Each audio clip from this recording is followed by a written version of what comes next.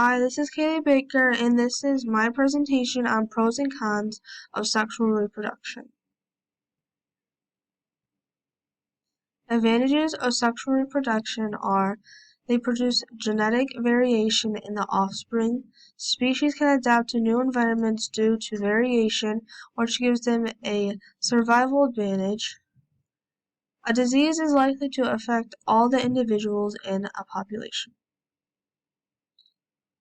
An example where sexual reproduction has been beneficial is the sexual reproduction occurs in humans, all types of animals, birds, insects, reptiles, and in all higher plants.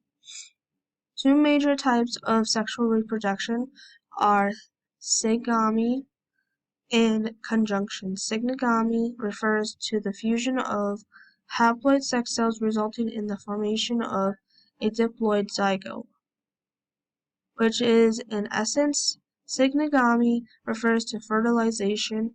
It is the most common type of reproduction in multicellular sexual populations, including humans. Disadvantages of sexual reproduction is that it takes time and energy to find a mate and reproduce.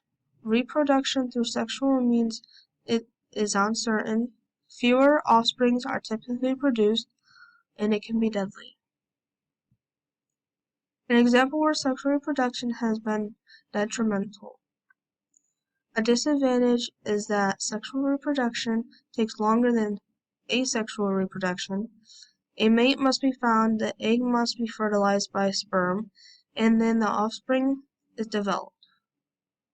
The benefit of introducing genetic variation into the species, however, outweighs this disadvantage.